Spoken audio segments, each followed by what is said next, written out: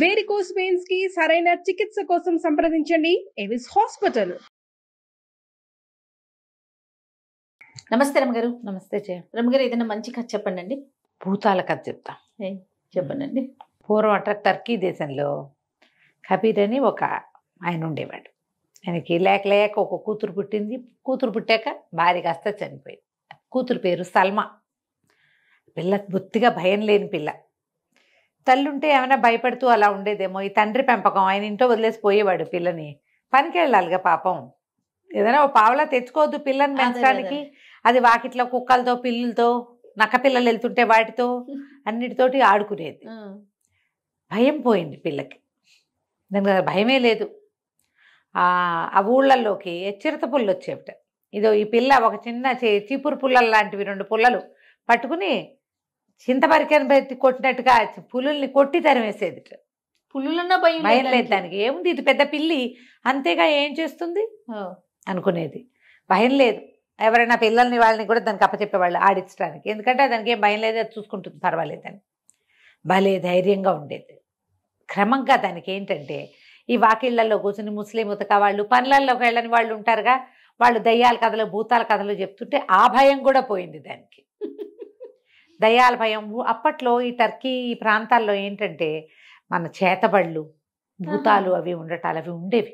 అదే ఈ వాకిళ్లలో ఉన్న చింత చెట్ల మీద భూతాలు అవి తిరుగుతూ ఉండేవిట. దానికి ఏ భయము లేదు. కాదు రమ్మగారు, కాలక్రమేణా అవి కూడా వెళ్ళిపోయినాయి అంటారా? పోయి ఉంటాయి. మన దాటికి తట్టుకోలేక. మనుషులే భూతాలము ఎందుకు పనికొస్తాయి మన ముందు? మనం పీక్కు తిన్నట్టుగా భూతాలు పీక్కు తిన్న వాటికి అంత శక్తి ఉండదు, మనకే ఎక్కువ ఉంది. బాగా చెప్పారు. అందుకని పారిపోయినాయి అవి. అయితే భూత ప్రేతాల భయం కూడా పోయింది. అర్ధరాత్రి అపరాత్రి లేకుండా ఎక్కడికైనా వెళ్ళాలంటే తైమని లేచి వెళ్ళిపోయేది అది. అయితే ఇలా ఉండగా ఈ కబీర్ గారి ఫ్రెండ్ ఒక ఆయన, ఒక ఖాన్ గారు ఒక ఆయన ఊరు నుంచి వచ్చాడు. ఎప్పుడో చిన్నప్పటి స్నేహం అంట. సరే, ఆయనకి విందు చేశారు వీళ్ళు, తండ్రి కూతురు.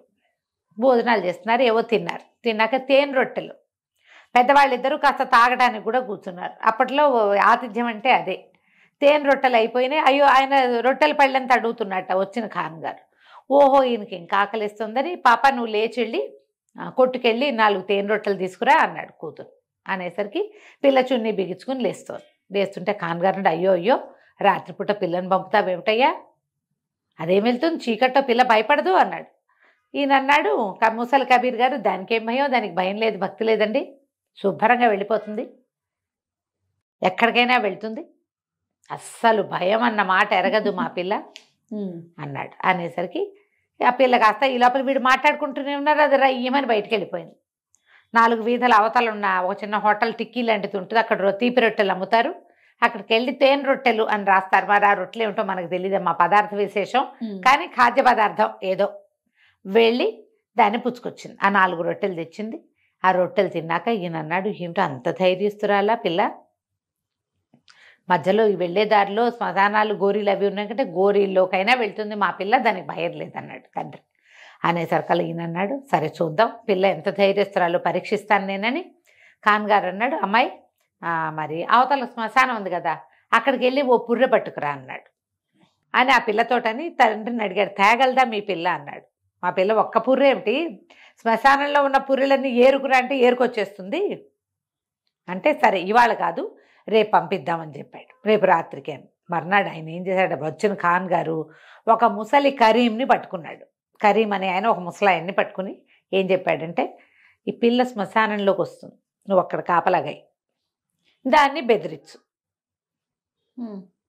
అని చెప్పేసరికల్లా ఆ ముసలి కరీం గారు గోరీల దగ్గర కాపలాగా ఉన్నాడు. మర్నాడు రాత్రి ఈయన ఏమన్నాడు, ఖాన్ గారు ఈ సల్మాని, అమ్మాయి రాత్రి మీ నాన్న నేను పందెం కట్టుకున్నాం కదా, నువ్వు శ్మశానంలోకి వెళ్ళి ఓ పుర్రె పట్టుకురా, అప్పుడు నువ్వు ధైర్యస్తురాలివని నేను ఒప్పుకుంటానంటే, అలాగే మామ వెళ్తానంతే. చాచునో ఏదో చెప్పింది. సరే వెళ్ళేసరికల్లా ఏమైంది, అది ముందుకెళ్ళింది. ఒక చిన్న డ్యూటీ లాంటిది ఒకటి వెలిగించుకుని గోరీల దగ్గర ఇట్లా చూసుకుంటూ వెళ్తే ఒక పుర్రె కనపడి ఆ పుర్రె తీస్తే ఈ ముసలి కరీం ఒక అతను కూర్చున్నాడు కదా, ఓ మూల కూర్చుని ఏమన్నాడంటే, ఏ వదిలే అది మా నాన్నది అన్నాడు. శ్మశానంలో గోరీ వెనక నుంచి అలాంటి మాట వస్తే హడిల్ చావరు. అమ్మో, ఈ పిల్ల అలాగా పారేసింది. మళ్ళీ నడవటం మొదలుపెట్టింది. ఇంకోటి తీసింది. ఇంకోటి తీసేసరికల్లా అది వదిలిపెట్టి అది మా అమ్మది అన్నాడు గొంతు మార్చి. అంటే ఇంకో మనిషి ఇంకో దయ్యం మాట్లాడుతున్నట్టే. పిల్ల ఏమో హడల్లా గిడల్లా అది కూడా పడేసింది. ఇంకోటి తీస్తే అది నా కొడుకుదని గొంతు వినపడింది. ఏమిటా ఇన్ని గొంతులు వినపడుతున్నాయని పిల్ల అటు ఇటు చూస్తే ఒక గోరి వెనకాల దాక్కున్న ఈ కరీం గారి బట్టతల కనపడింది. ఓహో, కాకడ పట్టుకుంది కదా, ఈ ప్రాంతం కొంచెం నున్నగా ఉంటే మెరుస్తుంది. మెరిసేసరికల్లా ఏం చేసింది, ఏమిటి ఏది తీసినా అడ్డం పడతావు అని గబగబా వెళ్ళి అది మనిషి అనుకోలా, అక్కడ ఒక బట్టతలపు భూతం ఉందనుకుంది. ఆ నెత్తి మీద కొట్టింది ఒకటి. పిచ్చి వేషాలు వేసావంటే నీ బట్టబుర్ర పట్టుకెళ్తాను నేను అని చెప్పి కొట్టింది దెబ్బ. కొట్టేసరికి కూలిపోయాడు చీకట్లో. దానికి మనుషులు తెలియలా, కొట్టేసింది. కొట్టి ఒక పుర్రె ఏదో చేత్తో పుచ్చుకుని ఇంటికి వెళ్ళిపోయింది. నా ఆశ్చర్యపోయాడమ్మా, బాబోయ్ ఏమిటిది మనిషా ఇంకేమైనా అని. తెల్లవారేసరికి కరీం వచ్చాడు. అది మనిషి కాదండి, ఎంత బెదిరించినా భయం లేదు దానికి. చివరికి నా నెత్తి మీద కొట్టింది, గుండు చీలు పడేంత దెబ్బ తగిలింది. అంటే ఇక అప్పటి నుంచి దానికి ఇంకా పేరు వచ్చేసింది. అది ఎంత ధైర్యస్తురాలో అని ప్రఖ్యాతి పొందింది. అయితే వీళ్ళ పక్క ఊర్లో మహబూబ్ అని సులేమాన్ అని ఒక మంచి డబ్బులున్న ఆసామి ఒక అతను ఉన్నాడు. వాళ్ళ ఇంట్లో ఎవ్వరూ పని వాళ్ళు నిలవరు. బాగా డబ్బులు ఉన్నవాడు, పెళ్ళవల అతనికి. తల్లిదండ్రి లేరు. పెద్ద దేవుడి, చాలా పెద్ద ఇల్లు. అతని ఇంట్లో ఒక్క పనివాడు కూడా నిలవడు. ఈ సల్మా తాలూకు ధైర్యము సాహసము అన్నీ తెలుసుకుని ఆయన వీళ్ళింటికి కబురు చేసి, మా ఇంట్లో పనికి మనిషి అవసరం ఉంది, మీ అమ్మాయిని పంపించమని ఈ తండ్రిని అడిగాడు. కబీర్ని అడిగితే ఆయన సరే అమ్మ వాళ్ళ ఇంట్లో పని కుదురుకో, పేదవాళ్ళు ఎక్కడైనా పని చేసుకోవాలి, ఈ అమ్మాయిని పంపించాడు. ఆ సులేమాన్ గారింట్లో పనివాళ్ళు ఎందుకుంటారంటే, సులేమాన్ గారి తల్లి భూతం అయ్యి ఆ ఇంట్లో తిరుగుతోంది. ఓహో, ఆవిడ అప్పుడప్పుడు కనపడుతుంది. అందుకని పనివాళ్ళు భయంతో పారిపోతారు. అదే ఎప్పుడైతే ఈ సల్మా వాళ్ళ ఇంట్లో చేరిందో దీనికి వంట తంట బాగా వచ్చు. అది వంట చేస్తుంటే ముసలిది ఆవిడ భూతం కనపడేసరికల్లా ఈ పెద్దమ్మ అని పలకరించడం మొదలుపెట్టింది. దానికి ఏం భయం, భూతాలు కనపడినా దానికి భయం ఏం లేదు. ఈ సులేమాన్ గారికి అన్నం పెడుతూ ఆ భోజనం వడ్డిస్తూ ఆ ముసలమ్మకు కూడా ఓ వస్తు విస్తరేసి వడ్డించి, పెద్దమ్మ ఇది చాలా రుచిగా ఉంది తిని చూడని భూతానికి కూడా తిండి పెట్టేది. ఆ పిల్ల తినేది. ఆ భూతం వచ్చి భయం లేదు. 3-4 నెలలు గడిచేసరికల్లా ఒకరోజు ఆ భూతం అంతకుముందు తల్లిలాగా కనపడేది. ఓ రోజు కనపడి, వసే పిల్ల నువ్వెంతో ధైర్యస్తురాలివి, ఇక్కడ ఎంతమందో పనివాళ్ళు వచ్చారు, ఒక్క చచ్చిన వాడికి ధైర్యం లేదు, నువ్వు ధైర్యస్తురాలివి, నువ్వు నాతో రా, నీకు ఒకటి చూపిస్తానని వాళ్ళ ఇంట్లో ఎవరికీ తెలియకుండా ఉన్న ఒక నేలమాళిగలోకి తీసుకెళ్ళింది. నేను ఈ ఇల్లు పట్టుకుని వేళ్లాడడానికి పెద్ద కారణం ఉంది.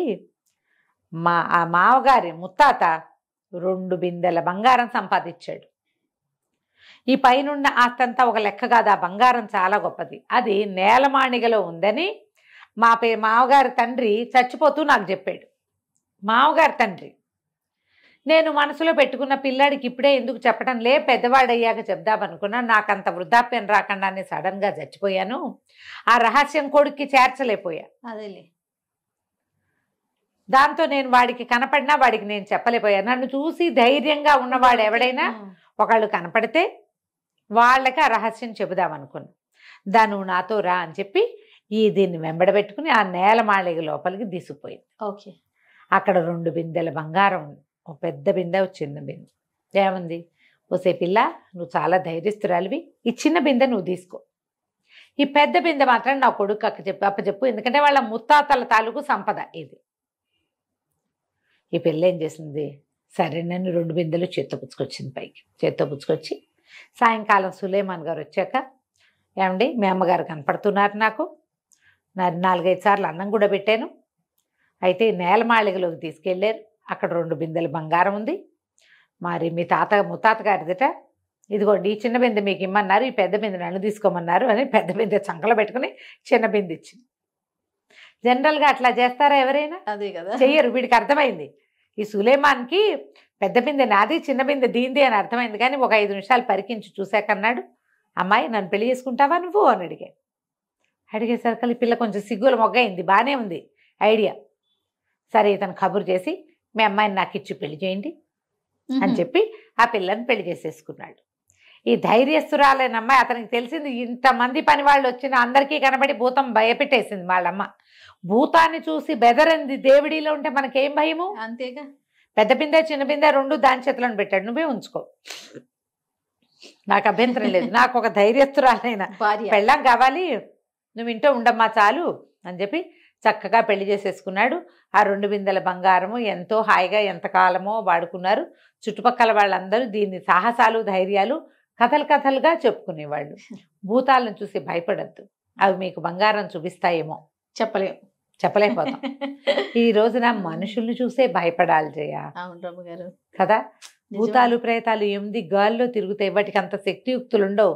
మనుషులకు ఉండే పాడుబుద్ధులు వాటికి ఉండవు. అసలు మనుషుల్ని చూసే భయపడాలి మనం. జాగ్రత్తగా ఉండాలి. ఇది టర్కీ కథ, బాగుంది. టర్కీ దయ్యాల కథలు ఒక పుస్తకం కనపడింది నాకు, అందులో ఇచ్చి అనమాట. ఇది కథ కంచికి మనం ఇంటికి. నమస్తే అండి. నమస్తే.